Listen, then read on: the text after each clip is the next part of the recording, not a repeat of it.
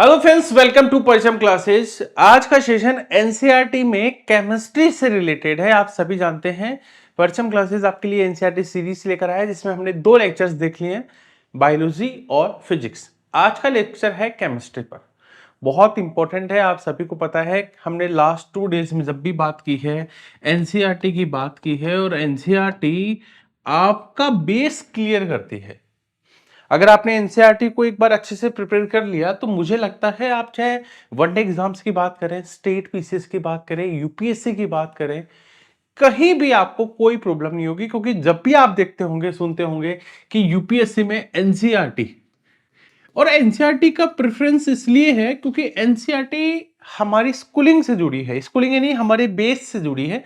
और अगर जब हम बेस की बात करते हैं तो एनसीईआरटी प्रिपेयर होना बहुत जरूरी है।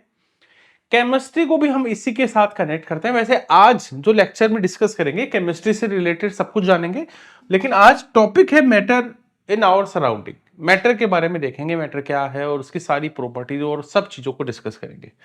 बट उससे पहले एनसीईआरटी में मैंने आपसे बात की थी कि क्लास 6 से लेकर हम स्टार्ट करते हैं एनसीईआरटी को और क्लास 12 तक, लेकिन साइंस के सेंस में क्लास 11 और क्लास 12 में केमिस्ट्री और फिजिक्स को नेग्लेक्ट करके चलते हैं। बहुत कम पोर्शन, जिसको कहते हैं मिनिमम पोर्शन, हम लोग केमिस्ट्री में लेते हैं।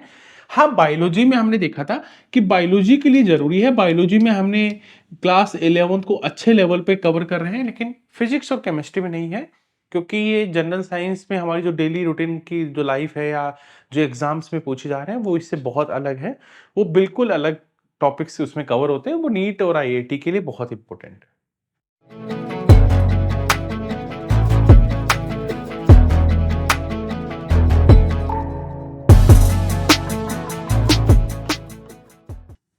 क्लास 9th और 10th यानी क्लास 9 और 10 बहुत इंपॉर्टेंट है। इसी पे हमारा पूरा ये सीरीज, ये कोर्स इस पे डिपेंड रहेगा, जहां हम क्लास 9th और 10th को डिस्कस करने वाले हैं। क्या क्या टॉपिक्स देखेंगे इस पूरे सीरीज में, क्या क्या कवर होगा। देखिए, आपको पता है सबसे पहले हम जब क्लास 9th में होते हैं तो हम पढ़ते हैं मैटर इट्स आवर सराउंडिंग, यानी मैटर क्या है, मैटर की प्रॉपर्टीज के बारे में देखते हैं। Type of matter, solid, liquid, gas. उसके बाद plasma state, Bose Einstein condition, BSc state. तो इस तरह से हम मैटर की हर एक पॉइंट्स को डिस्कस करते हैं। क्या सॉलिड की प्रॉपर्टीज होती हैं, सॉलिड कैसे बिहेव करता है, उनके पार्टिकल्स के बीच कैसे बिहेवियर होता है। लिक्विड में देखते हैं, गैस में देखते हैं, और उसके बाद हम देखते हैं एक्सचेंज, है ना। हम कैसे एक दूसरे से एक्सचेंज होते हैं, कैसे कन्वर्टेबल हैं, सॉलिड लिक्विड में कैसे कन्वर्ट होता है, लिक्विड से सॉलिड, सॉलिड से लिक्विड, लिक्विड से गैस। एक पूरी प्रोसेस इससे रिलेटेड है। बहुत सारे पीवाईक्यूज इससे बनते आ रहे हैं।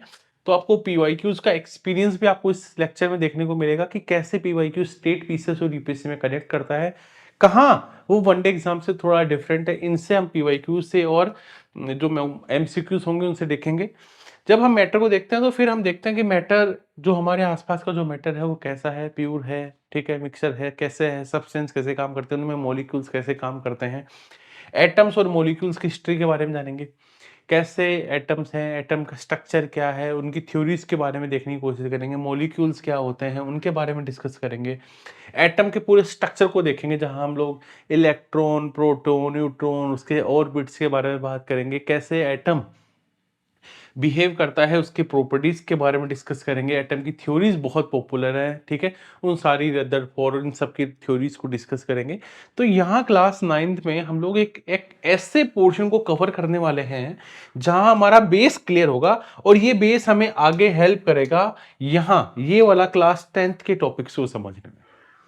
आप सभी को पता है, वैसे वनडे एग्जाम्स की बात करें तो ये टॉपिक्स बहुत इंपॉर्टेंट, जैसे पीरियोडिक टेबल से रिलेटेड बहुत मैटर और नॉन मेटल से रिलेटेड क्वेश्चंस पूछे जाते हैं। बट पीसीएस में यहां से बहुत सारे क्वेश्चंस बनते हैं, क्योंकि यहां बहुत सारे फैक्ट है, और ये फैक्ट ही आपको क्या करते हैं, बहुत सारा कंफ्यूजन क्रिएट करते हैं। बहुत सारी थ्योरीज यहाँ पर है, तो आपको छोटे छोटे वर्ड्स को समझना जरूरी है कि कहाँ एटम्स क्या है, मॉलिक्यूल्स क्या होते हैं, पार्टिकल्स कैसे हैं, ऑर्बिट क्या होती है, इलेक्ट्रॉन, न्यूट्रॉन, प्रोटॉन का क्या बिहेवियर है। यहाँ डायरेक्ट ना पूछकर आपसे उनकी पूरी थ्योरीज का पूरा आपको पता होना चाहिए, तभी आप उन पीवाईक्यूज को कर पाएंगे।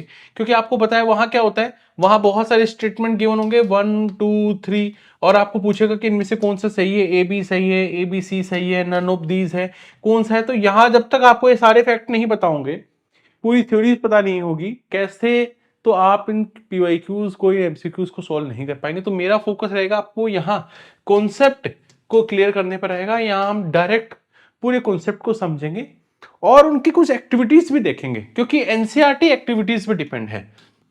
और हम ये एक्टिविटीज जरूर देखेंगे कि कैसे ये जो टॉपिक्स हैं हमारे डेली रूटीन लाइफ में भी कनेक्ट कर पाते हैं। क्योंकि जनरल साइंस से आपसे एग्जामिनर वो पूछना चाहता है जो आपकी डेली रूटीन लाइफ से रिलेटेड है। तो हमें उन्हीं पॉइंट्स को देखना पड़ेगा, चाहे वो फिजिक्स हो, केमिस्ट्री हो, बायोलॉजी हो।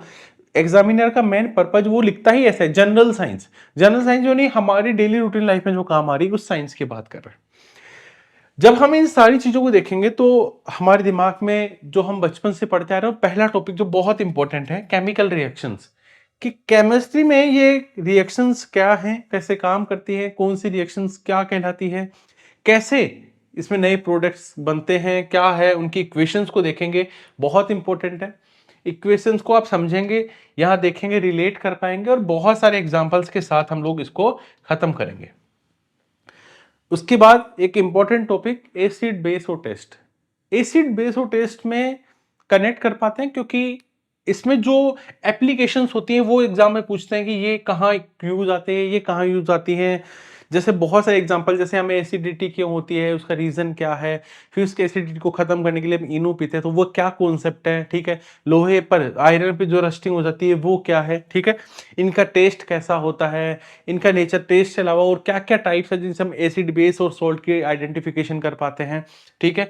एसिड और बेस की पीएच वैल्यू से रिलेटेड बहुत सारे पीवाईक्यूज एग्जाम में बनते हैं, बहुत सारे फैक्ट इसमें बनते हैं, तो उनको हम लोग देखेंगे। बाद में जानेंगे मेटल, नॉन मेटल और मेटलॉइड को। देखिए, मेटल, नॉन मेटल और मेटलॉइड, इसको समझने के लिए हमें पीरियोडिक टेबल को भी समझना जरूरी है। पीरियोडिक टेबल की क्यों रिक्वायरमेंट पड़ी, बहुत सारे, कितने टोटल नंबर ऑफ एलिमेंट हम पीरियोडिक टेबल में देखते हैं, इनका क्लासिफिकेशन बेसिस पे करते हैं, ग्रुप क्या है, पीरियड्स क्या होते हैं, हमने इनको क्लासिफिकेशन क्यों किया, पीरियोडिक टेबल बनाने की हमें नीड क्यों रिक्वायरमेंट हुई, ये सारे फैक्ट को देखें, क्यों हमने बनाया, उसके क्या फैक्ट हैं। ग्रुप और जब टेबल्स में डिवाइड करते हैं, ग्रुप और पीरियड्स में डिवाइड करते हैं, तो क्या रीजंस हैं, क्या एक जो ग्रुप और पीरियड्स के मेटल है वो किस तरह से एक दूसरे से रिलेटेड होते हैं। इन सारी प्रॉपर्टीज को, इन सारे क्लासिफिकेशन को बहुत बेहतरीन तरीके से देखेंगे। और इसकी जब शुरुआत हुई थी तब कैसे हुआ, क्लासिफिकेशन कैसे शुरू हुआ, और बेटर किसने किया, पहले किस किसने एफर्ट किए थे, ठीक है, उन सारे साइंटिस्ट के बारे में देखेंगे। और एक इंपॉर्टेंट टॉपिक, कार्बन और इट्स कंपाउंड। कार्बन का हमारी लाइफ में बहुत बड़ा रोल है, बहुत बड़ा। हमारी लाइफ दो तीन एलिमेंट्स का राउंड ही घूमती है कहीं ना कहीं। हम ऑक्सीजन पे ज्यादा फोकस करते हैं, हम कार्बन पे ज्यादा फोकस करते हैं, ठीक है। तो हम कार्बन और उसके सारे कंपाउंड्स को देखेंगे, कार्बन की बेसिक प्रॉपर्टीज को भी देखेंगे, क्योंकि एनसीईआरटी में कार्बन बहुत इंपॉर्टेंट। मैं कहता हूं कि अगर आपके, अब सॉरी, अगर आपके एग्जाम में 5 क्वेश्चन देखने को मिल रहे हैं तो एक क्वेश्चन आपको कार्बन से रिलेटेड जरूर देखने को मिलेगा। बहुत इंपॉर्टेंट टॉपिक है ये, जो क्लास 10th है इंपॉर्टेंट है, लेकिन यहां आपको डायरेक्ट एग्जाम में देखने को मिलेगा। लेकिन क्लास 9th में हमें फैक्ट, हमें कॉन्सेप्ट देखने पड़ेंगे कि किस तरह से, क्योंकि यहां समझने वाला ज्यादा पार्ट है और यहां याद करने जैसा वाला पार्ट है, ठीक है। तो क्लास 9th को बहुत फोकस के साथ देखना, हर एक वर्ड का आपको मीनिंग पता होना चाहिए, कैसे वो रिलेट करिए, वो सारी चीजें हमें पता होनी चाहिए। अब देखिए, जब हम बात करते हैं केमिस्ट्री की, तो हमारे दिमाग में एक चीज बिल्कुल बनी रहती है कि केमिस्ट्री में क्या है और केमिस्ट्री वर्ड क्या है, केमिस्ट्री बना कैसे, ठीक है। केमिस्ट्री एक वर्ड कीमिया से मिलकर बना है, किससे, कीमिया, केमिस्ट्री यानी कीमिया। वैसे आपको बेसिक ओवरव्यू दे रहा हूं जिससे आपको पता लगे कि ठीक है, सब्जेक्ट स्टार्ट करने के लिए हमें केमिस्ट्री के डेफिनेशन के बारे में बात कर रहे हैं। कीमिया है और कीमिया से ही केमिकल्स की स्टडी करते हैं, इसलिए केमिस्ट्री वर्ड बना। ये जो बात की, ठीक है, या मैं ये कहूं कि इस केमिस्ट्री के बारे में जब हम बात करते हैं तो एक साइंटिस्ट हमारे दिमाग में है, ये बहुत, देखिए, एंटोनियो लेविजियर, ये साइंटिस्ट हैं। इनको ही हम लोग फादर ऑफ केमिस्ट्री कहते हैं या फादर ऑफ मॉडर्न केमिस्ट्री बोलते हैं। क्यों? एंटोनियो लेवोजियर, देखो बहुत सारे साइंटिस्ट आए, इनको ही इस बात का क्रेडिट क्यों मिला? और इन्हें ही हम फादर ऑफ केमिस्ट्री या फादर ऑफ मॉडर्न केमिस्ट्री क्यों कहते हैं?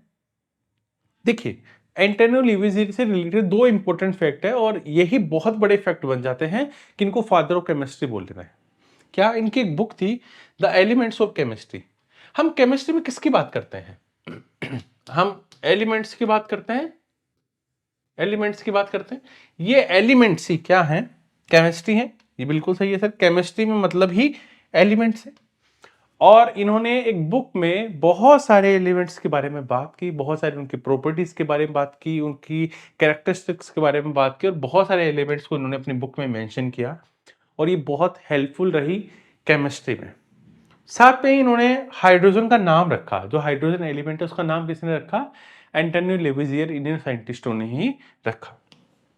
तो क्या करते हैं केमिस्ट्री में? हमने देखा केमिस्ट्री में हम केमिकल्स की स्टडी करते हैं, उनकी प्रॉपर्टीज के बारे में डिस्कस करते हैं, उनके कैरेक्टरिस्टिक्स के बारे में बात करते हैं, मैटर, सब्सटेंस, इन सब के बारे में बात करते हैं हम लोग केमिस्ट्री में। अब देखिए, ये जो साइंटिस्ट थे, ठीक है, इन्होंने दो इंपॉर्टेंट चीजों की बात करते हैं। एंटोनियो लेवोजियर ने हाइड्रोजन, अच्छा एक फैक्ट और आपको बता देता हूं, हाइड्रोजन का नाम दिया था एंटोनियो लेवोजियर ने, लेकिन हाइड्रोजन की डिस्कवरी किसने की थी? डिस्कवरी किसने की थी? हेनरी कैवेंडिश ने, ध्यान रखना, हेनरी कैवेंडिश ने की थी। अब हम बात करें, केमिस्ट्री की डेफिनेशन होगी, हम क्या स्टडी करते हैं केमिस्ट्री में, एक बेसिक ओवरव्यू हमें पता लग गया। केमिस्ट्री में बहुत सारी ब्रांचेस, हम बुक्स भी देखते हैं क्लास 11 12 में, ऑर्गेनिक केमिस्ट्री, इनऑर्गेनिक केमिस्ट्री, तो दो ब्रांचेस तो यही है और यही हमारी लाइफ से जुड़ी है। और मैं ये कहूंगा कि ये लगभग 90% केमिस्ट्री हमारी यहाँ से आती है और 10% केमिस्ट्री यहाँ से आती है, 10 to 20% मान लीजिए ऑर्गेनिक केमिस्ट्री। फिजिकल केमिस्ट्री भी कुछ कुछ पूछते हैं, तो हम लोग यहाँ पर आने वाले लेक्चर्स में इन तीनों केमिस्ट्रीज के बारे में डिस्कस करेंगे, जहां हमारा मेन फोकस इनऑर्गेनिक केमिस्ट्री और कुछ पार्ट ऑर्गेनिक में और बहुत मिनिमम पार्ट क्या है हमारा फिजिकल केमिस्ट्री में रहेगा।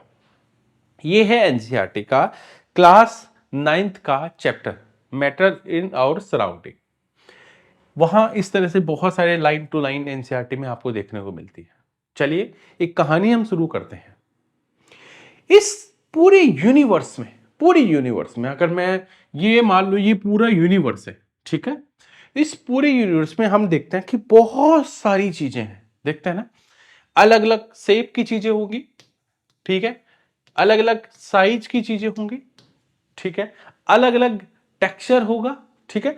तो हम देखते हैं कि बहुत लार्ज वैरायटी है अलग अलग चीजों की, जिनकी डिफरेंट डिफरेंट शेप्स है, डिफरेंट डिफरेंट साइज है, डिफरेंट डिफरेंट टेक्सचर्स है, एवरीथिंग, वर्ड्स को बहुत फोकस रखना है, everything in this universe is made up of material. वो कह रहा है इस यूनिवर्स में जो सब कुछ होगा ना, जो सब कुछ होगा वो किससे मिलकर बना है? मटेरियल से मिलकर बना है।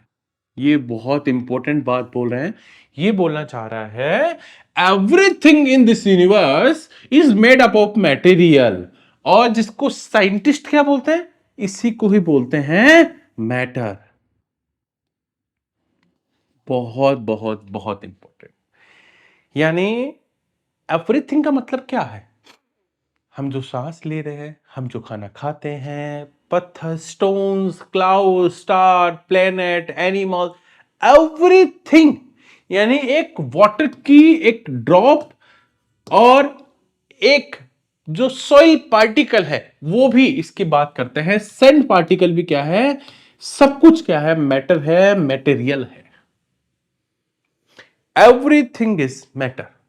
अब ध्यान रखना, हम मटेरियल नहीं बात करेंगे, हम साइंटिफिकली बात करेंगे, साइंटिफिक वर्ड का यूज करेंगे, तो हम सब जगह मटेरियल की जगह मैटर को यूज करेंगे। बोल रहा है everything in this universe is made up of material, जिसको हम मैटर बोलते हैं। मैटर यानी सब कुछ, सब कुछ को मतलब एवरीथिंग, पानी की एक सिंगल ड्रॉप या पार्टिकल ऑफ ए सैंड, सब कुछ, एवरीथिंग इज मैटर। ठीक है, दो फैक्ट हमने देखे और फर्स्ट इन दोनों फैक्ट के बारे में हमने बात की। अगर मैं थर्ड पॉइंट की बात करूं, अब देखो कोई भी चीज है, जैसे मान लीजिए ये मेरा एक मोबाइल है, ये भी एक मैटर है। अब मैं इस मैटर की दो चीजें स्पेशल जो हम पढ़ने वाले हैं बहुत ध्यान से रखना है। मैंने इस मोबाइल को यहां रखा, रख दिया, इस मोबाइल ने कोई स्पेस ऑक्यूपाई किया? कोई स्पेस? हाँ सर, इतना स्पेस, मोबाइल का जितना स्पेस होगा ना, ये देखो इतना स्पेस ऑक्यूपाई किया होगा। या मैं ये कहूँ कि चलिए एनसीईआरटी बुक को लेता हूँ, मैं अगर इस बुक को रखता हूँ तो इतनी स्पेस इसने ऑक्यूपाई किया, ठीक है सर। अगर ये इतना बड़ी स्पेस ऑक्यूपाई करता है, और अगर मैं ये बोलूं कि ठीक है, मोबाइल को लेते हैं, मोबाइल ने सिर्फ इतना स्पेस ऑक्यूपाई किया, ये कम छोटा था इसलिए इसने कम स्पेस ऑक्यूपाई किया, वो बुक्स ज्यादा बड़ी थी इसलिए इसने ज्यादा स्पेस ऑक्यूपाई किया। यानी कोई भी मैटर वो एक स्पेस को ऑक्यूपाई करेगा। अब देखिए मोबाइल, मोबाइल को वेट करता हूं लगभग 100 ग्राम के आसपास का है। अगर मैं इस बुक को करता हूं 200 ग्राम के आसपास है। अब मैं इससे मोटी बुक लेता हूं क्लास 11th की बायोलॉजी, तो ये तो 500 ग्राम के आसपास है। यानी किसी भी मैटर की दो क्वालिटीज मेंशन सबसे इंपॉर्टेंट है, एक तो है वो स्पेस ऑक्यूपाई करेगा और उसका कोई ना कोई मास जरूर होगा। हम कह सकते हैं वो मास और वॉल्यूम की बात कर रहे हैं, बिल्कुल कोई भी।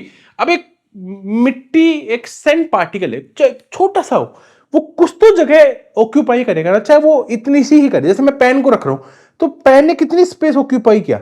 सिर्फ इतना, इतना वाला एकदम एक डॉट जितना, लेकिन कुछ तो है ना। और इस पेन का कोई ना कोई मास होगा, तो ध्यान रखना, we we can also see a look around all the thing mentioned क्या है, above occupy space and they have mass। ठीक है, लेकिन ये कॉन्सेप्ट तो अब बात कर रहे हैं, ये तो हम वो बात कर रहे हैं जो हमने बिल्कुल क्लियर कहते हैं ना कि निचोड़ कर रख दिया कि ये वाली चीजें हैं। लेकिन अब पहले की बात करें, क्या पहले भी ऐसी बात थी? जब बहुत सारे हजारों सालों पहले क्या चीजों की बात की गई है, हमारे ग्रंथों में किस चीज के बारे में बात की है, वो कहते हैं कि सब कुछ पहले से भी रिसर्च चल रहा है और अलग अलग थ्योरीज, अलग अलग बातें चलती रहती हैं। कुछ फिलोसोफर्स ने बोला कि हम कहते हैं ना भैया पंच तत्व में लीन हो जाना, पंच तत्वों से मिलकर बना है, पांच तत्व, ठीक है, पंच तत्व, ये वर्ड ध्यान रखना, पंच तत्व। तो पंच तत्व क्या है, इसके बारे में आपने सुना है? यानी वो ये कहते हैं सब कुछ है ना पांच तत्वों से मिलकर बना है। क्या क्या? Air, earth, fire, sky and water. पंच तत्व क्या है? Air, earth, fire, sky and water. देखिए, आप एक ध्यान रखना, जब आप डिटेल में किसी चीज को पढ़ रहे हैं तो ये वो PYQ सेशन की क्लास नहीं है जहां आप आए और आपने ABCD बोला और बहुत मजा आ रहा है, इंटरेस्टिंग लग रहा है। लेकिन कब से सोचिए, एक चीज मेरे कहने पर आप 5 से 10 मिनट सोचिए कि जो क्लासरूम में आप सिर्फ पीवाईक्यूज डिस्कस कर रहे हैं। ऐसा नहीं कह रहा हूं कि पीवाईक्यूज नहीं करना चाहिए, लेकिन आप जब कभी कॉन्सेप्ट पढ़ेंगे नहीं, सिर्फ पीवाईक्यू सोल्व कर रहे हैं, आपने लाखों पीवाईक्यू सोल्व कर लिए, कितने आपको याद है पता है आपको? अगर आपने मैक्सिमम बता रहा हूं आपने 10,000 पीवाईक्यू याद कर लिए ना, तो आपका सिलेक्शन होने से कोई नहीं रोक सकता। बहुत कम पार्टी फिर बचेगा कि जो बच गया। इसका मतलब कॉन्सेप्ट जरूरी है। अगर आप सिर्फ पीवाईक्यूज की होड़ में रहेंगे तो आपको लगेगा, क्योंकि आप वहां फोकस नहीं कर पाते, आपको लगता है तुरंत जल्दी जल्दी बताइए। तो मैं कहता हूं थ्योरी को जरूर पढ़िए, एक बार जरूर फोकस करिए। पंचतत्व की बात करते हैं। इंडियन फिलोसोफर्स ने बहुत सारी चीजों के बारे में बात की और उन्होंने अंत में एक कंक्लूजन निकाला भी है, जो सब कुछ बना ना वो पंचतत्व से मिलकर बना है। ठीक है, according to them everything living और non living made up of these 5 elements. वो कह रहे हैं जो भी चीज है ना, चाहे वो लिविंग थिंग्स है चाहे वो नॉन लिविंग थिंग्स है, वो सब कुछ पांच एलिमेंट से बना है, पंच तत्वों से मिलकर बना है। ठीक है, तो यहां हमारे दो कंक्लूजन सामने आए। क्या क्या है कि anything that is some mass और occupy some space is called substance. यानी दो चीजें या मैटर। तो यहां ये कह रहा है कि इस दो चीजों के हमने फोकस किया, एक तो मास पर और दूसरा हमने किया स्पेस पर। ये दोनों वर्ड्स हैं। एक वर्ड और मैं आपके बात करूं, जो मैटर है, मैटर वो है क्या? Matter is made up of molecules. Matter किससे मिलकर बना है? मॉलिक्यूल से मिलकर बना है, और उन मॉलिक्यूल्स के बीच एक फोर्स काम कर रहा है। समझ रहे? ध्यान रखना, मैं बात कर रहा हूं matter is made up of molecules, matter molecule से मिलकर बने हैं एंड उनके बीच एक ब्लाइंड फोर्स काम कर रहा है, फोर्स है इन मॉलिक्यूल्स के बीच। ठीक है, और इस फोर्स को क्या बोलते हैं? Intermolecular force. जैसे सॉलिड, लिक्विड और गैस, ये मैटर है। और इनमें हम देखते हैं कि इनके जो मॉलिक्यूल्स हैं उनके बीच एक स्पेस है, ठीक है, और एक मॉलिक्यूल के बीच उनके बीच एक फोर्स काम कर रहा है ताकि वो एक दूसरे से क्या है, कनेक्ट कर पा रहे हैं, एक दूसरे से जुड़ पा रहे हैं, ठीक है, बाइंड कर पा रहे हैं, क्योंकि उनके बीच एक फोर्स काम कर रहा है उन मॉलिक्यूल्स के बीच। तो इसको थोड़ा सा आगे डिटेल में देखेंगे, लेकिन उससे पहले मैं आपको एक बात बता दूं कि जब इंटरमोलिकुलर फोर्स की बात कर रहे हैं उससे पहले हमें उनके टाइप्स को देखना पड़ेगा कि मैटर के टाइप क्या है। देखो, पहला टाइप है सॉलिड, दूसरा टाइप है लिक्विड, थर्ड टाइप है गैस, फोर्थ टाइप है प्लाज्मा एंड फिफ्थ है बीईसी। 5 टाइप है, लेकिन बेसिकली आप देखोगे ज्यादातर तो आपको छोटी क्लासेस में आपको 3 ही दिखाएंगे, सॉलिड, लिक्विड और गैस। लेकिन अभी टोटल अब जो अगर बात करें स्टेट ऑफ मैटर की बात करते हैं तो ये 5 है, लेकिन जनरली अगर बात करते हैं तो सॉलिड, लिक्विड और गैस ही। अब हमने बात की इंटरमोलिकुलर फोर्स की। अब देखो देखो, ये एक मॉलिक्यूल्स है, ये एक मॉलिक्यूल्स है, ऐसे ये मॉलिक्यूल्स है और ये मॉलिक्यूल्स है। ये सारे मॉलिक्यूल्स क्या हैं, ये एक फोर्स के थ्रू क्या है, एक दूसरे से कनेक्टेड है, ठीक है। ये मॉलिक्यूल्स और मॉलिक्यूल्स के बीच एक फोर्स काम कर रहा है, ठीक है। मॉलिक्यूल्स के बीच एक फोर्स काम कर रहा है, ये क्या है, इंटरमोलिक्यूलर। इन मॉलिक्यूल्स के बीच इंटर एक फोर्स काम कर रहा है, ठीक है। And intermolecular force is the force that mediates interaction between molecules including electromagnetic effects, जो force of attraction और repulsion which act begins between atoms and other type of neighboring particle atoms and ions। वो बोल रहा है कि जो intermolecular force है वो एक फोर्स ऐसा है जो मॉलिक्यूल्स के इंटरेक्शन के बीच लग रहा है, और इसमें हम लोग इलेक्ट्रोमैग्नेटिक फोर्स है जो अट्रैक्शन है उसको भी इंक्लूड करते हैं, ठीक है। वो एटम्स के बीच और उनके पार्टिकल्स के बीच लग रहा है। तो इंटरमोलिकुलर स्पेस क्या है, ध्यान, वो फोर्स क्या है कि जो मॉलिक्यूल्स के बीच जो फोर्स वर्क कर रहा है उनको क्या बोलते हैं, इंटरमोलिकुलर फोर्स बोलते हैं। मैटर, मैटर के बारे में हमने छोटे छोटे पॉइंट्स को डिस्कस कर लिया। हमने देखा कि मैटर वो है जो कुछ स्पेस ऑक्यूपाई करता है, मैटर वो है जिसका कोई ना कोई मास होता है, matter is anything which occupy space and mass. चलिए, हमने ये भी बात की, एनसीईआरटी में पॉइंट गिवन है, वहां कह रहा है कि इंडियन फिलोसोफर्स जो बोलते हैं कि 5 तत्व से मिलकर बना है, जिसमें अर्थ, एयर, स्काई, फायर और वाटर, इनको हम बोलते हैं पंच तत्व। On the basis of physical state matter, physical state matter में हम देखा कि 3 टाइप्स के हैं, सॉलिड, लिक्विड एंड गैस। ध्यान रखना, ये क्लासिफिकेशन बहुत इंपॉर्टेंट है। क्या क्लासिफिकेशन है और हम किसकी बात कर रहे हैं, देखिए हम बात कर रहे हैं फिजिकल स्टेट के बेसिस पर। तो यानी physical, physical solid, liquid, gas, 3 states हैं फिजिकल की। अगर मैं कहूं कि ये क्लासिफिकेशन केमिकल कंपोजिशन के बेसिस पर होता तो मैटर को हम लोग या तो प्योर सब्सटेंस या मिक्सचर, या तो कोई चीज प्योर होगी या मिक्सचर होगी। तो केमिकल कंपोजिशन के बेसिस पर 2 टाइप्स देखते हैं, प्योर सब्सटेंस और मिक्सचर। हम जब बात करते हैं फिजिकल स्टेट में तो solid, liquid and gas. Pure substance क्या है, हम बात करें, हम 2 वर्ड यूज करें, प्योर सब्सटेंस और मिक्सचर। प्योर सब्सटेंस का मतलब या तो कोई सिंगल एलिमेंट होगा तभी तो वो प्योर होगा, या वो कंपाउंड्स होगा। बट मिक्सर में क्या है, मिक्सर 2 टाइप के हो सकते हैं, होमोजीनियस मिक्सर और हेट्रोजीनियस मिक्सर। इनके क्लासिफिकेशन को भी देखेंगे, हेट्रोजीनियस मिक्सर क्या है, होमोजीनियस मिक्सर क्या है, जब मिक्सर को डिस्कस करेंगे। और हम प्योर सब्सटेंस, एलिमेंट्स और कंपाउंड को भी नेक्स्ट क्लास में डिस्कस करेंगे बहुत अच्छे तरीके से, क्योंकि ये कोर्स का पार्ट है।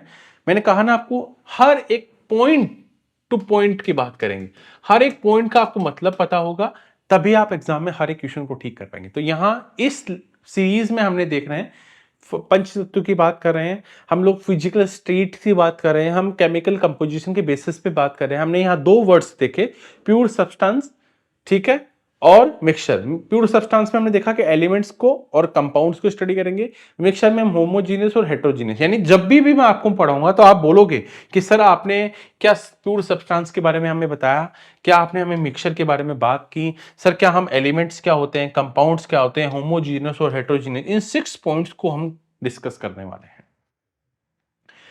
लेकिन ये हम जब आगे जाएंगे उससे पहले अभी हमें सॉलिड, लिक्विड, गैस के बारे में देखना है। और हमने मैटर तो देख लिया कि मैटर होता है, लेकिन मैटर के फिजिकल जो नेचर है वो क्या है, एक्चुअल में मैटर है क्या? Matter is made up of particles. Matter किससे मिलकर बना है? पार्टिकल से मिलकर बना है। हर एक पॉइंट का रखना, matter is made up of particles, यानी मैटर की दिमाग में आएगी तो हम कहेंगे अच्छा बहुत सारे पार्टिकल से मिलकर बना है। कह रहा है ये जो पार्टिकल होते हैं ना, ये बहुत टीनी होते हैं, बहुत छोटे होते हैं, बहुत टीनी, आर वेरी टीनी। और इन पार्टिकल्स के बीच, यानी मैं ये कहूं ये एक पार्टिकल है और ये पार्टिकल बहुत छोटा होता है, दो चीजें, इन पार्टिकल्स के बीच स्पेस होता है, स्पेस है, और ये पार्टिकल्स कंटिन्यूसली मूविंग करते रहते हैं, ठीक है, और ये पार्टिकल्स एक दूसरे को क्या करते रहते हैं? अट्रैक्ट करते रहते हैं। बहुत सुंदर तरीके से हमने बात की। हमने यहाँ 5 पॉइंट्स को डिस्कस किया जिसमें हम कह रहे हैं material is made up of particle. ध्यान रखना बहुत अच्छे से। हो सकता है आपको ये टॉपिक आता हो, बहुत बेसिक चीजें तो आपको लगेगा कि यार तो जल्दी से खत्म होना चाहिए, आपको भी यहाँ कोई चीज ऐसी समझ में आ जाए कि अरे हाँ ये तो बहुत इंपॉर्टेंट है, और कुछ एक्टिविटीज मैंने कहा ना आपको इंटरेस्टिंग बनाएंगे। Matter is made up of particle, particle से मिला है। Particles of matter are very tiny, बहुत टीनी होते हैं। Particles of matter have space between them. The particle of matter are continuously moving. The particle of matters attract each other. ये 5 points बहुत important है। अब हम क्या करेंगे, इन पांचों पार्टिकल्स को, इन पांचों पॉइंट्स को 1 to 1 करके एक एक्टिविटी के थ्रू समझेंगे कि यस ऐसा है क्या। हम कहते हैं ये पार्टिकल से मिलकर बने, matter is made up of particle. हम एक एग्जांपल लेते हैं। हम क्या करते हैं, थोड़ा पानी लेते हैं, बीकर में वाटर लेते हैं, ठीक है, और उसका एक लेवल नोट कर लेते हैं कि भैया ये यहां तक वाटर है, ठीक है। हम उसमें कुछ सॉल्ट या शुगर मिला लेते हैं, ठीक है। जैसे ऐसे अगर मैंने, ये ग्लास है, इस ग्लास में मैंने थोड़ा सा पानी लिया और मैंने शुगर या सॉल्ट मिलाकर इसको क्या कर लिया, डिसोल्व कर लिया। अब थोड़ी देर में क्या होगा, हम देखेंगे कि जो वाटर और जो सॉल्ट था वो वाटर में क्या हो गया, डिसोल्व हो गया, मिल गया है, ठीक है। फिर हम नोट करेंगे क्या उसके लेवल में कोई चेंजेस आए, बिकॉज ऑफ पार्टिकल। ऐसे इसमें देख रहे हैं उन पार्टिकल्स के, अब वो जो शुगर और जो सोल्ट हमने ऐड की थी वो कहां गई, वो मान लीजिए ये वाटर के मॉलिक्यूल्स हैं, ऐसे समझ लीजिए, और हमने क्या किया, सोल्ट मिलाया, तो सोल्ट को मान लीजिए रेड कलर, ये जो स्पेस है यहां कर आकर फंस गए। समझ आ रहे हैं? तभी तो हम पता लगा पा रहे हैं, है ना। जो हम क्या कह रहे हैं, इसमें हमने देखा कि एक बीकर लिया, वाटर लिया, इसमें सॉल्ट और शुगर किया, एक रोड से हमने डिसोल्व किया, मिलके हम देखेंगे क्या वाटर का लेवल चेंज हुआ, नहीं हुआ। क्यों नहीं हुआ? जब कोई एक्स्ट्रा चीज हमने डाली तो लेवल चेंज होना चाहिए ना, वो क्यों नहीं हुआ? क्योंकि उनके बीच ऑलरेडी कुछ स्पेस तो है, तो यहां सेट हो गए, तो अभी भी पानी इतना ही है ग्लास में और पहले भी इतना ही था। इन पार्टिकल्स के बीच जो स्पेस है वहां कर ये पार्टिकल्स आके फंस गए। इसका मतलब है ये पार्टिकल से मिलकर बना है मैटर, है ना। तो क्या बताता है हमें, ये बताता है कि इन पार्टिकल्स के बीच जो स्पेस था वहां जाकर फंस गए। इसका मतलब पार्टिकल्स थे तभी तो बीच में आके स्पेस बना, और तभी दूसरे पार्टिकल्स आकर यहां फंस गए। इसका मतलब matter is made up of particles. दूसरा पॉइंट हमने देखा था कि the particle of matter are very tiny. अब टीनी की बात कर रहे हैं, चलो इसके लिए भी एक एक्सपेरिमेंट करना पड़ेगा। हम क्या करते हैं, एक बीकर लेते हैं, ग्लास लेते हैं, उसमें हम लेते हैं 2-3 क्रिस्टल लेते हैं पोटेशियम परमैंगनेट के, और वाटर लेते हैं 100 ml। ठीक है भैया, हमने 100 ml वाटर लिया, उसमें 2 से 3 क्रिस्टल्स क्या कर लिए, पोटेशियम परमैंगनेट के मिल लिए। हमने क्या किया, उसमें से फिर एक पानी का गिलास लिया, ठीक है, उसमें पानी लिया, उसमें से सिर्फ 10 ml निकाला और उस पानी में, तो ऑब्वियसली बात है ये बहुत देखो डार्क है, ये थोड़ा सा लाइट होगा। फिर इसमें से हमने 10% निकाला, इसमें से 10%, और इस पानी में मिलाया, तो फिर ये लाइट हो गया, ये और लाइट हो गया। क्यों? क्योंकि हम क्या कर रहे हैं, जो ग्लास था जिसमें बहुत पोटेशियम परमैंगनेट मिला था, उसमें से 10% निकाला, दूसरे पानी मिलाया तो लाइट हो गया, फिर दूसरे मिलाएंगे फिर लाइट हो जाएगा, फिर वो लाइट हो जाएगा, तो धीरे धीरे क्या हो गया है, लाइट। सोचो हमने सिर्फ 100 ml में से सिर्फ 10 ml लिया और इसमें मिलाया 100 ml में, फिर इन दोनों का 10% लिया, यानी इसका एक तरह से देखा जाए तो 1%, फिर इसमें मिलाया, फिर इसमें मिलाया। हमने जब मिक्सचर किया तो हमने एक चीज ऑब्जर्व की कि भैया अभी तक भी कुछ कुछ इफेक्ट आपको दिख रहा है, थोड़ा तो पिंक दिख रहा है, हो सकता है इतना नहीं हो, लेकिन लाइट पिंक तो हमें फील हो रहा है ना। इसका मतलब पार्टिकल्स बहुत छोटे होते हैं, तभी तो वो आके कंटिन्यूसली मिक्सचर होते जा रहे हैं, उनका इफेक्ट अभी भी दिख रहा है ना, क्योंकि बहुत टिनी है ना, इसलिए वो अच्छे से डिजोल्व होकर क्या कर रहे हैं, आगे भी अपना इफेक्ट देख रहे हैं। हम देख रहे हैं कि 2 से 3 क्रिस्टल्स हमने पोटेशियम परमैंगनेट के 100 जो ml वाटर है उसमें लिया एक बीकर में, फिर हमने से उसमें से 10 ml निकाला और 100 ml वाटर में मिलाया, फिर हमने इसको डिजोल्व किया, फिर हम देखा कि 10 ml में से उसमें निकाला, फिर नए वाटर 100 ml वाटर में मिलाया, ऐसे 5 से 6 बार रिपीट करते हैं, तो हम देखते हैं कि पोटेशियम परमैंगनेट का कलर अभी भी पानी में दिख रहा है। इसका मतलब वो क्या है, वो पार्टिकल्स क्या, मैटर क्या होता है, टिनी पार्टिकल से मिलकर बना होता है। एक एग्जांपल तो अभी आपने देखा है ना, द पार्टिकल मैटर है स्पेस बिटवीन देम, स्पेस हमने देखा, तभी तो वो वाटर और शुगर या सोल्ट को जब डिसोल्व करते हैं, ठीक है, तो डिसोल्व हो जाते हैं, उनके लेवल में कोई चेंज नहीं होता, क्योंकि वो क्या है, उनके बीच स्पेस होता है उन पार्टिकल्स के बीच, तो इस पार्टिकल्स में जाकर शुगर और सोल्ट के पार्टिकल जाकर, अगर आप बहुत ज्यादा मिला दोगे तो फिर स्पेस खत्म हो जाएगा, तो उसका लेवल इंक्रीज हो जाएगा, लेकिन एक टाइम तक वो जो डिसोल्व होगा, थोड़े से नमक या पानी से लेवल इंक्रीज क्यों नहीं होगा, क्योंकि उनके बीच जो पार्टिकल्स के बीच जो स्पेस था उसी के साथ वो क्या हो जाते हैं, उनमें जाकर मिल जाते हैं और उन स्पेस में जाकर फंस जाते हैं। अब हम एक चीज और देखिए, बहुत इंपॉर्टेंट है, particles of matter are continuously moving. वो कह रहे हैं कि जो मैटर के पार्टिकल होते हैं ना, कंटिन्यूसली मूविंग करते रहते हैं, कंटिन्यूसली लगातार मूव करते रहते हैं, कंटिन्यूसली मूविंग रहते हैं। चलो इसके बारे में एक एग्जांपल समझते हैं। हम एक काम करते हैं, हम एक बीकर लेते हैं और उसमें वाटर मिलाते हैं, उसमें एक पानी की एक जो ब्लू इंक होती है ना, रेड और ब्लू इंक होती है जो पेन से लिखते हैं इंक, उसके एक ड्रॉप डाल देते हैं, डाल दिया, हम कुछ टाइम बाद देखते हैं कि वो फैल जाती है ना, उसके ऊपर फैल जाती है, स्प्रेड हो जाती है ना, throughout the water do, ठीक है, हो जाती है। हम एक रेड और इंक लेते हैं, वाटर में मिलाते हैं, हम देखते हैं कुछ घंटे बाद जो इंक है वो स्प्रिडली, है ना, throughout the water due to movement of particle. कैसे, क्योंकि पार्टिकल्स के भी मूवमेंट था, उस वजह से वो क्या हुआ, वाटर और इंक की क्या है, वो पूरी तरह से कवर कर लेती है, पूरी तरह से मिल जाती है। तो हम इससे क्या देख रहे हैं कि जो पार्टिकल्स है वो क्या कर रहे हैं, क्या कर रहे हैं, मूवमेंट कर रहे हैं, जो मैटर के पार्टिकल्स हैं वो कंटिन्यूसली मूविंग रहते हैं। अब एक चीज और देखो, ये जो पार्टिकल्स ऑफ मैटर हैं वो कंटिन्यूसली मूविंग करते रहते हैं, वो किसके कारण, हम कहते हैं उनमें होती है काइनेटिक एनर्जी। यहां एक इंपॉर्टेंट वर्ड है और यहां से एक फैक्ट बनता है, और एमसीक्यू पीवाईक्यूज में देखा भी होगा और देखेंगे हम लोग। लेकिन इसमें खास बात है, अगर आपने टेम्परेचर इंक्रीज कर दिया ना, तो टेम्परेचर इंक्रीज करने पर ये पार्टिकल और तेजी से मूवमेंट करते हैं। हम ये कह सकते हैं कि जब टेम्परेचर इंक्रीज होता है तो काइनेटिक एनर्जी जो पार्टिकल्स की है वो भी इंक्रीज होती है। मैं ये कहूंगा कि ये अच्छा है, यहां आप कनेक्ट करेंगे, एक पीवाईक्यू यहां से बहुत अच्छा बनता है। इंटरमिक्सिंग ऑफ टू और मोर डिफरेंट टाइप ऑफ दो या दो से ज्यादा डिफरेंट टाइप ऑफ जो मेटल्स होते हैं, ठीक है, अगर उनको हम इंटरमिक्सिंग करते हैं तो हम इसे कहते हैं डिफ्यूजन। ठीक है, चलिए, ये तो बेसिक पॉइंट्स हैं जो हमने इनकी प्रॉपर्टीज के बारे में, नेचर के बारे में देखा था, हम उसको थोड़ा प्रूफ कर रहे हैं कि ऐसा जो बोला है हमने इन 5 पॉइंट्स में क्या ऐसा होता है। और आप कह रहे हैं कि पार्टिकल्स, मैटर के जो पार्टिकल्स है वो एक दूसरे को अट्रैक्ट करते हैं।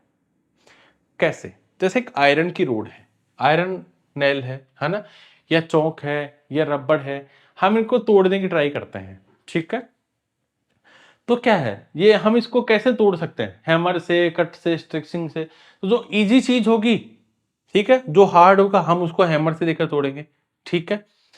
अब मैं ये कहूं कि किसको ज्यादा मुश्किल है, रबड़ को तोड़ना ज्यादा मुश्किल है या आयरन के नेल को तोड़ना मुश्किल है, ठीक है, आयरन नेल को तोड़ना मुश्किल है या रबड़ को, तो आप कहोगे मुश्किल तो आयरन को है।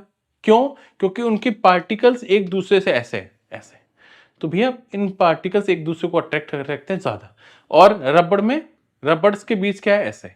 तो किसको मुश्किल है, तो मुश्किल है भैया आयरन के नेल को। वो कह रहा है कि आयरन नेल एक चौक और एक रबड़ देते हैं, हम तीनों को तोड़ने काटने की इनकी ट्राई करते हैं, तो हम देखेंगे चौक जल्दी से टूट जाता है, ठीक है, उस रबड़ बैंड उसके टफ, और सबसे ज्यादा टफ होता है आयरन के नेल को, क्योंकि उनके पार्टिकल्स एक दूसरे से क्या होते हैं, फोर्स के कनेक्टेड रहते हैं। अब देखो यहां फोर्स देखो क्या है, एक दूसरे के पार्टिकल्स को बिल्कुल क्लोजली अटैच्ड है, ज्यादा अट्रैक्शन फोर्स काम कर रहा है। इनमें थोड़ा अट्रैक्शन फोर्स कम काम कर रहा है लिक्विड में। और गैसेस में देखिए पार्टिकल्स के बीच क्या है, बहुत ज्यादा स्पेस, यानी इनका अट्रैक्शन जो है वो बहुत कम है। लेकिन इतने से काम नहीं चलेगा, हम सॉलिड लिक्विड गैस की बेसिक प्रॉपर्टीज के बारे में भी देखने वाले हैं। क्या है, चलिए। सॉलिड, सॉलिड की प्रॉपर्टीज क्या है? देखिए, solid matter exist in three states, solid, liquid और गैस। सॉलिड की प्रॉपर्टीज क्या है? सॉलिड है defined shape and fix volume, shape और साइज फिक्स होती है, बिल्कुल सही है। ये पेन है, ये ऐसे ही रहेगा, ये मोबाइल है ऐसे रहेगा, इसकी शेप और साइज फिक्स है ना। जल्दी से इनकी शेप और साइज में कोई चेंजेस नहीं होते। ये बोर्ड, ये ग्लास, ये बुक नहीं होगा। इसका मतलब इनके बीच जो स्पेस है वो बहुत कम होगा। अगर स्पेस ज्यादा होगा तो होगा ना, हम स्पेस होगा तो हम क्या करेंगे, उनकी शेप और साइज को इजीली चेंज कर सकते हैं। इसका मतलब इनके बीच क्या नहीं होता, स्पेस, ठीक है, क्या नहीं होता, स्पेस बहुत ज्यादा नहीं होता है, ठीक है, बहुत कम स्पेस होता है इनके बीच। स्ट्रॉन्ग जो सॉलिड्स हैं उनके बीच, उनकी डेंसिटी हाई होती है। देखो डेंसिटी का मतलब क्या है, जैसे मैं कहूं कि यहां किसकी डेंसिटी ज्यादा है, अगर मैं कहूं इन दोनों को अगर ऑब्जर्व करने को बोलूं तो किसकी डेंसिटी ज्यादा है, इसकी है, क्योंकि सेम स्पेस में ही ज्यादा लोग हैं यहां और वहां कम लोग हैं, इसलिए इसकी डेंसिटी क्या होती है, हाई होती है, क्योंकि इसमें पार्टिकल्स एक दूसरे से क्लोजली अटैच रहते हैं, बिल्कुल जुड़े हुए रहते हैं। सॉलिड पैक स्ट्रक्चर में होते हैं, उनका वॉल्यूम भी फिक्स होता है और उनके मॉलिक्यूल्स होते हैं रिजिड्स नेचर के होते हैं। Solid had different shape, oh defined shape and fix volume, बिल्कुल सही है। Space between the particle is minimum, the force of attraction between the particles is maximum, the movement of particles is minimum and least compressible। least compressible यानी अगर मैं कहूं कि ये mobile है, मैं इसको हाथ से प्रेस कर रहा हूं, तब की क्या ये कंप्रेस हो रहा है, नहीं ना, क्योंकि इसके पार्टिकल्स के बीच स्पेस है नहीं, तो भैया कंप्रेस होगा कैसे, एक दूसरे क्लोजली अटैच्ड है, अट्रैक्शन फोर्स भी बहुत ज्यादा हाई है, पार्टिकल्स का स्पेस भी बहुत कम है, तो लीस्ट कंप्रेसिबल होंगे, कंप्रेस होंगे ही नहीं, मैं कहूंगा बहुत कम कंप्रेस होंगे। सॉलिड चीजें, सॉलिड चीजें बहुत कम कंप्रेस्ड होंगे, यानी ऐसे कुछ इस स्ट्रक्चर में रहेंगे, ऐसे एर्टिकल, ऐसे बिल्कुल स्पेस नहीं रहेगा ऐसे। तो ये क्या है, ये सॉलिड की प्रॉपर्टीज है, ये पांचों बेसिक प्रॉपर्टीज। अब उसके बाद हम लिक्विड पे आते हैं, लिक्विड की बात करते हैं। Liquid have no defined shape but fix होता है वॉल्यूम, ठीक है, वॉल्यूम फिक्स होता है लेकिन स्पेस, ठीक है, फिक्स नहीं होता। लिक्विड क्या करते हैं, जिसमें जैसे आप पानी है, पानी को ग्लास में डालोगे पानी का शेप ले लेंगे, आप ऐसे बॉक्स में डालोगे उसका शेप ले लेंगे, आप ऐसे डालोगे पानी को ये वाला शेप ले लेंगे। तो इसमें क्या है, लिक्विड के बीच खास बात होती है, liquid takes the shape of the container, जिस कंटेनर में डालोगे उसी का शेप ले लेते हैं। अब इनके बीच जो स्पेस है, मॉलिक्यूल्स के बीच, जो पार्टिकल्स के बीच जो स्पेस है लिक्विड में, वो थोड़ा सा ज्यादा होता है सॉलिड के कंपैरिजन में, लेकिन लिक्विड और गैस के कंपैरिजन में थोड़ा कम होता है, ठीक है। इनके बीच स्पेस भी, वो जो अट्रैक्शन फोर्स वो होता तो है, लेकिन सॉलिड के कंपैरिजन में कम अट्रैक्शन होता है, ठीक है, और गैस के कंपैरिजन में ज्यादा। अगर मैं कहूं कि इनकी डेंसिटी लो होती है लेकिन सॉलिड के कंपैरिजन में, ठीक है, ये बात भी सही है, और स्ट्रक्चर नॉन रिजिड होते हैं, तो हमने देखा, और ये लेस कंप्रेसिबल भी होते हैं, हम लिक्विड को थोड़ा सा कंप्रेस कर सकते हैं क्योंकि अभी भी उनके बीच में पार्टिकल्स जो स्पेस है वो थोड़ा है, इसलिए वो कंप्रेसेबल होंगे, ठीक है। अब हम गैस की प्रॉपर्टीज की बात करते हैं। गैस ना शेप फिक्स है, ना वॉल्यूम फिक्स है, ठीक है, ना शेप साइज और वॉल्यूम फिक्स नहीं है, ठीक है, और गैस भी क्या है, ऑक्यूपाई कर लेते हैं, जिस भी कंटेनर में डालोगे वैसा शेप ले लेते हैं, बिल्कुल सही है। इनके पार्टिकल्स के बीच अपोजिट है, स्पेस ज्यादा होगा, अट्रैक्शन बिल्कुल वीक होगा, एकदम मिनिमम होगा। तो हमने देखा कि जो स्पेस है, जो इंटरमोलिकुलर जो फोर्स है वो वीक है, ठीक है, अट्रैक्शन बहुत कम है, स्पेस इनके बीच जो है वो बहुत ज्यादा है, ठीक है, और इनकी डेंसिटी भी वेरी लो होती है, और मोस्ट कंप्रेसेबल होते हैं, बहुत ज्यादा कंप्रेसेबल होते हैं गैस, ठीक है, इसलिए तो गैस को कंप्रेस करके हम लिक्विड में चेंज करके सिलेंडर वगैरह में देते हैं। तो ये हमें देखना है कि सॉलिड, लिक्विड और गैस की बेसिक प्रॉपर्टीज को कैसे आप कनेक्ट करते हैं। अगर यहां बात करूं तो ये हमने देखो, ये देखिए सॉलिड में देखिए पार्टिकल्स कैसे एक दूसरे से क्या है, यहां हम वापस से एक बार देख रहे हैं, इनके क्या है, इनकी सेफ डिफाइंड शेप होती है सॉलिड लिक्विड गैस में, अगर मैं कहूं ये रहा, ठीक है। क्या होगा, डिफाइंड शेप होगी, इनका वॉल्यूम भी देखो फिक्स है, इनके बीच पार्टिकल्स के बीच स्पेस भी मिनिमम होगा, अट्रैक्शन ज्यादा होगा, लेस कंप्रेसिबल होंगे। अगर मैं लिक्विड की बात करता हूं तो ये थोड़ा थोड़ा इनमें सॉलिड के कंपैरिजन में और गैस के कंपैरिजन में बिल्कुल अपोजिट होगा। गैस में पार्टिकल्स बहुत दूर दूर होते हैं, स्पेस बहुत ज्यादा होता है, अट्रैक्शन बिल्कुल कम होता है, वीक होता है, मोस्ट कंप्रेसिबल होते हैं, ये सारी चीजें हमने देखी। एक एग्जांपल आपके सामने की इमेज के थ्रू चीजों को समझाया है कि कैसे सॉलिड लिक्विड गैस को हम लोग देख सकते हैं। इनकी इमेज से आप लगा सकते हो कि इनके बीच नीचे नीचे की जो इमेज है वो सॉलिड को रिप्रेजेंट करती है, उसके ऊपर लिक्विड को रिप्रेजेंट कर रही है और फिर गैस को रिप्रेजेंट करती है। तो आप इन पार्टिकल्स को देखकर बता सकते हैं कि कौन सा सॉलिड, लिक्विड और गैस है। अब एनसीईआरटी का एक इंपॉर्टेंट पार्ट जहां से एग्जाम में क्वेश्चंस बन रहे हैं, क्या बन रहे हैं, आप जब हम बार बार टेम्परेचर इंक्रीज हो जाता है, काइनेटिक इंक्रीज ज्यादा इंक्रीज हो जाती है, काइनेटिक एनर्जी, ये टेम्परेचर वर्ड बार बार आ तो रहा है, लेकिन क्या है। देखो कोई पूछा आपको ऐसा यूनिट ऑफ टेम्परेचर, देखो बहुत काम आती हैं चीजें। कल आपने फिजिक्स में देखा कि ऐसा यूनिट के हम बारे में बात कर रहे हैं, ऐसा यूनिट क्या है, हमें यूनिट्स की रिक्वायरमेंट क्यों होती है, ठीक है, हम यूनिट्स को कैसे रिप्रेजेंटेशन करते हैं, ठीक है। ऐसा यूनिट ऑफ टेम्परेचर क्या है, केल्विन।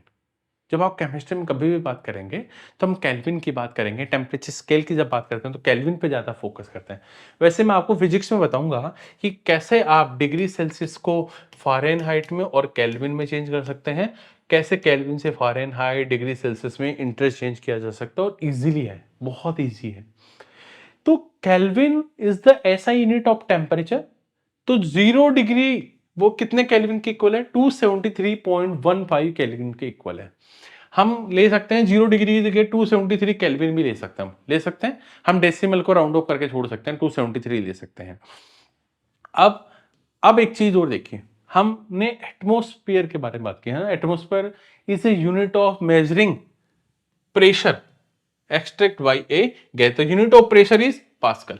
हम क्या करते हैं, एटमॉस्फेयर को किससे, प्रेशर से करते हैं, ठीक है, और जो प्रेशर है उसकी यूनिट क्या होती है, पास्कल। प्रेशर की यूनिट क्या होती है, पास्कल, हम पी ए से भी रिप्रेजेंट करते हैं, ठीक है। एक एटमॉस्फेयर कितने के इक्वल होता है, अगर मैं एक एटमॉस्फेयर की बात करूं तो वो होता है 1.01 इंटू 10⁵ पास्कल। बहुत इंपॉर्टेंट है, छोटी सी वर्ड है लेकिन मैं कहूंगा ये आपको बहुत फायदा करेगी। छोटी छोटी चीजें इतना कलेक्शन बन जाएगा ना, आपको मजा आने लगेगा, हाँ ये तो सब कुछ आदमी आता है, ये ऑलरेडी हमने पढ़ रखा है। अब देखो टेम्परेचर, टेम्परेचर की यूनिट के बारे में बात करें तो टेम्परेचर की यूनिट क्या है, केल्विन होती है, ठीक है। टेम्परेचर की यूनिट क्या होती है, केल्विन होती है। केल्विन का सिंबल क्या है, के। लेंथ की ऐसा यूनिट क्या होती है, मीटर। लेंथ को हम किससे करते हैं, मीटर से करते हैं, और इसकी क्या होती है, एम से रिप्रेजेंट करते हैं, ठीक है। इसके बारे में मास, हम मास को किलोग्राम से रिप्रेजेंट करते हैं, और किलोग्राम यानी केजी से इसका जो सिंबल होगा। वेट न्यूटन, इतना वेट, इतना न्यूटन वेट, ध्यान रखना, किलो को वेट से ध्यान रखना, बहुत कंफ्यूजन है, ध्यान रखना। वेट की बात कर रहे हैं न्यूटन से, न्यूटन को एन से रिप्रेजेंट करते हैं। वॉल्यूम क्यूबिक मीटर में बताते हैं, वॉल्यूम को किस में बात करते हैं, क्यूबिक मीटर में बात करते हैं, मीटर क्यूब, ठीक है। डेंसिटी किलोग्राम पर क्यूबिक मीटर, तो किलोग्राम मीटर पर क्यूब, ठीक है। प्रेशर को पास्कल से रिप्रेजेंट करते हैं और पी से। ये सारी यूनिट्स आपको पता होनी चाहिए। ये आप फिर आप क्या करो, जब आप बड़े हो जाते हैं तो आप इनको भूलते जाते हैं, क्लास 9 की चीजों को, फिर आपको लगता है वेट केजी लिख देते हैं ना, वेट का मतलब यहां न्यूटन है। आप थोड़े समय बाद में समझोगे कि मास और वेट में भी एक डिफरेंस होता है, मास और वेट में। एक मैं आपको बताता हूं, मास, किसी भी ऑब्जेक्ट का मास है ना, वो पूरे यूनिवर्स में सेम होता है। आप यहां अर्थ पर हैं, अगर इसका मास है 10, ठीक है, तो आप जब मून पे चले जाएंगे तो भी कोई चेंज नहीं होगा, जुपिटर पे चले जाएंगे तो भी कोई चेंज नहीं होगा, अर्थ पे किसी भी पार्ट पे चले जाएंगे चेंज नहीं होगा, बट वेट चेंज हो जाता है। क्यों, क्योंकि वेट मास इंटू जी, ग्रेविटी पे डिपेंड करता है। अब आपको बताएं जी क्या है, एक्सेलरेशन ड्यू टू ग्रेविटी, ठीक है। जी की, स्मॉल जी की वैल्यू अर्थ पर अलग होती है, मून पे अलग होती है, जुपिटर पे अलग होती है, मार्स पे अलग होती है। तब जब अब जी की वैल्यू चेंज होगी तो फिर वेट तो चेंज होगा ना। मास तो कांस्टेंट है, मास कभी चेंज नहीं होता, लेकिन स्मॉल जी की वैल्यू चेंज होती है। इसलिए वेट क्या है, वेट क्या है, वेट है mg। अब समझो ये m2 है, अगर जी की वैल्यू 1 होगी तो 2 आ जाएगा, यहाँ 2 होगी तो 4 आ जाएगा, 3 होगी तो 6 आ जाएगा। तो जी की वैल्यू चेंज होती है तो वेट चेंज होता है, ठीक है। जी की वैल्यू चेंज होती है तो वेट चेंज होता है। अब देखो, हमने यहां पर छोटे छोटे पॉइंट्स को डिस्कस किया। अब हमारे लिए कॉम्प्लिकेशंस क्या आने वाली हैं। हमने सॉलिड, लिक्विड, गैस की बात की। अब हम एक चीज देखने वाले हैं कि जब हम सॉलिड, लिक्विड, गैस देखते हैं तो अगर मैं इनको इंटरचेंज करता हूं, सॉलिड वो इनकी स्टेट्स को चेंज करता हूं तो क्या चेंजेस आते हैं और क्या वर्ड्स इनके लिए हम यूज करते हैं। देखिए, यहां समझना, जब हम एक सॉलिड है, सॉलिड को हीट करते हैं तो वो किस में चेंज हो जाता है, सॉलिड हीट से चेंज होता है आपका लिक्विड में होता है। सॉलिड किस में चेंज हो जाता है, लिक्विड में चेंज हो जाता है। जब लिक्विड को करते हैं तो वो गैस में चेंज हो जाता है, ठीक है। जब हम गैस को ठंडा करते हैं तो वो लिक्विड बन जाता है, ठीक है। और जब लिक्विड को हम ठंडा करते हैं तो वो सॉलिड में बन जाता है। यही प्रोसेस है। हम जब आइस, एक बर्फ को हीट करते हैं, पानी बन जाता है। पानी को हीट करते हैं, वेपोर स्टीम में चेंज होता है। स्टीम को ठंडा करते हैं, वाटर बन जाता है। वाटर को ठंडा करते हैं, आइस बन जाती है। यही है, यानी सॉलिड लिक्विड में, लिक्विड गैस में चेंज होने के लिए हमें हीट और कोल्ड की हेल्प लेनी होती है। अब ठीक है भैया, आप जब आइस को वाटर में चेंज करते हैं, यानी सॉलिड को लिक्विड में करते हैं, तो एक वर्ड यूज करते हैं, मेल्टिंग पॉइंट। मेल्टिंग, इसको क्या बोलते हैं, मेल्टिंग बोलते हैं, ठीक है। जब आप लिक्विड को, ठीक है, जब आप लिक्विड को क्या करते हैं, गैस में चेंज करते हैं, ठीक है, तो क्या होगा, तब हम बोलते हैं इवोपरेशन, ठीक है। अब जब हम छोटी छोटी चीजों को समझना, जब हम सॉलिड को लिक्विड में चेंज कर रहे हैं, किसको, सॉलिड को लिक्विड में चेंज कर रहे हैं, बहुत इंपॉर्टेंट है। तो मेल्टिंग का बारे में हम बात करते हैं, तो चलिए मेल्टिंग पॉइंट को लेते हैं ताकि हम एक वर्ड को समझ पाए। देखो मेल्टिंग क्या है, जब हम सॉलिड को गर्म करते हैं तो आप सॉलिड को गर्म करेंगे तो उन पार्टिकल्स की भी स्पीड होगी। आपको पता है जब टेम्परेचर देंगे तो पार्टिकल्स मूव करेंगे फास्ट, और ये टेम्परेचर फास्ट मूव करेंगे तो किस में चेंज हो जाएगा, ये लिक्विड में चेंज हो जाएगा। और ये प्रोसेस तो मेल्टिंग ही है, हम उसको फ्यूजन भी बोलते हैं। अब भैया ध्यान रखना, melting point, the temperature of solid into cold is melting point. जब वो टेम्परेचर इसमें सॉलिड मेल्ट हो जाता है, मेल्टिंग पॉइंट है, ठीक है। ठीक है भैया, हमने ये वाले में बात कर ली। अब ये समझना, सॉलिड को किया मेल्टिंग पॉइंट, ठीक है। लिक्विड को सॉलिड में किया फ्रीजिंग पॉइंट, फ्रीज हो गया, ठीक है। लिक्विड को सॉलिड में किया इवोपरेशन, गैस को लिक्विड में किया कंडेंसन। अब ध्यान रखना, सॉलिड को डायरेक्ट गैस में किया सब्लिमेशन, गैस को डायरेक्ट सॉलिड में किया डिपोजिशन। अब एक बात समझिए, कुछ भी नहीं है, कुछ भी नहीं है, सिर्फ आपको एक पॉइंट समझना है। मेल्ट को समझ गए, मेल्टिंग को, ठीक है। बॉइलिंग को समझ गए, ठीक है। अब एक वर्ड हमें जो समझना है वो सबसे इंपॉर्टेंट है, और वही आपको कंफ्यूजन क्रिएट भी करता है, जहां हम आकर फंसते हैं कि कैसे सब्लिमेशन की बात करते हैं, इवोपरेशन की बात करते हैं, कंडेंशन की बात करते हैं, ये कैसे एक दूसरे से डिफरेंट है। लेकिन इससे पहले आज के लेक्चर में ये अब एक अलग पार्ट की तरफ जा रहे हैं, जहां हम लोग चेंज ऑफ स्टेट को देखेंगे। इससे पहले मैं ये कहूं कि हमने सबसे पहले देखा matter is made up of small particles, एक पॉइंट हमने ये डिस्कस किया था। Second point, matter are around us three existing states, solid, liquid and gas. Third हमने देखा force of attraction, solid, liquid और गैस के बीच एक अट्रैक्शन फोर्स काम करता है, जिसमें सॉलिड में मैक्सिमम, इंटरमीडिएट होता है लिक्विड में, और मिनिमम होता है गैस में। उसके बाद हमने जो पार्टिकल्स हैं उन पार्टिकल्स के बीच की स्पेस की बात की, और हमने देखा कि उनमें एक काइनेटिक एनर्जी की वजह से कंटिन्यूसली पार्टिकल्स मूव करते रहते हैं। ये सॉलिड लिक्विड गैस में अलग अलग है। हम देखते हैं कि लिक्विड में सॉलिड में सबसे कम स्पेस होता है, लिक्विड में थोड़ा ज़्यादा होता है और गैस में सबसे ज़्यादा कम होता है। लेकिन हम इसी के अपोजिट देखते हैं अट्रैक्शन फोर्स में, तो सॉलिड में अट्रैक्शन फोर्स ज़्यादा होता है, ठीक है, लिक्विड में कम और उसमें गैस में सबसे कम होता है। कंप्रेसिबिलिटी, सॉलिड लेस कंप्रेसिबिलिटी होती है क्योंकि इसमें स्पेस नहीं हो तो कंप्रेस नहीं होगा, लिक्विड थोड़ा सा कंप्रेस हो सकता है, गैस ज्यादा कंप्रेस हो सकती है। तो इन तीनों पॉइंट्स के बारे में हमने देखा। नेक्स्ट लेक्चर में हमारा पॉइंट क्या करके रहेगा, एक तो सबसे पहले हम लोग देखेंगे सॉलिड लिक्विड गैस से अलावा, अगर मैं कहूं तो मैं बात करूंगा आपके चेंज ऑफ स्टेट के बारे में बात करूंगा। चेंज ऑफ स्टेट्स के बारे में हम लोग 1 to 1 देखेंगे। उसके बाद हम लोग जानेंगे कि effect of pressure on gas, क्या इफेक्ट होता है, ठीक है, प्रेशर का गैस पर। उसके बाद हम इंटर कन्वर्जन देखेंगे तीनों स्टेट्स का, जैसे हमने बात की है ना। इवोपरेशन के बारे में बात करेंगे, इवोपरेशन किस चीज से इफेक्ट होता है इसके बारे में हम बात करेंगे, ठीक है। इवोपरेशन के जो कॉजेज हैं कूलिंग में वो क्या होंगे उनके बारे में बात करेंगे, और बहुत सारी चीजें जो इस लेक्चर में हमने देखी है। लास्ट में एक टॉपिक का एक कंक्लूजन निकालेंगे कि इस लेक्चर में हमने क्या लिया। तो ऐसे हम लोग एनसीईआरटी सीरीज को एक बहुत बेहतरीन तरीके से चीज़ों को देख रहे हैं, ताकि आप एक छोटे छोटे पॉइंट्स को जब आप कवर करेंगे तो आपको लगेगा कि एनसीईआरटी में पीवाईक्यूज जो एग्जाम्स में हमारे साथ एक्चुअल में चक्कर है पीवाईक्यूज का, तो हमें इस थ्योरी को पीवाईक्यू के साथ कनेक्ट करना पड़ेगा। तो पीवाईक्यूज भी आपके लिए लेकर आएंगे, टॉपिक टू टॉपिक पीवाईक्यू की स्टेट क्विज़ेस में कैसा पूछा गया था, यूपीएससी में कैसा पूछा गया था, उनके साथ हम रिलेट करेंगे। और फिर आपको कहूंगा कि मैं एक भी पीवाईक्यू ऐसा नहीं होगा जो इस थ्योरी से बाहर होगा, क्योंकि एनसीईआरटी पढ़ लेंगे तो हमारा बेस क्लियर हो जाएगा और फिर हमें पीवाईक्यूज बहुत इजी लगने लगेंगे। मैं कहता हूँ कंटिन्यूसली देखिए, बहुत जरूरी है एनसीईआरटी को पढ़ना। अगर आप पीसीएस, अगर मैं तो ये कहूंगा अगर आप इवन स्टेट या वन एग्जाम की भी तैयारी करें तो आप पढ़िए, ताकि आपको 10 जगह नहीं भागना पड़ेगा, एक ही जगह सब कुछ मिलने लगेगा। So thank you everyone, bye bye, take care.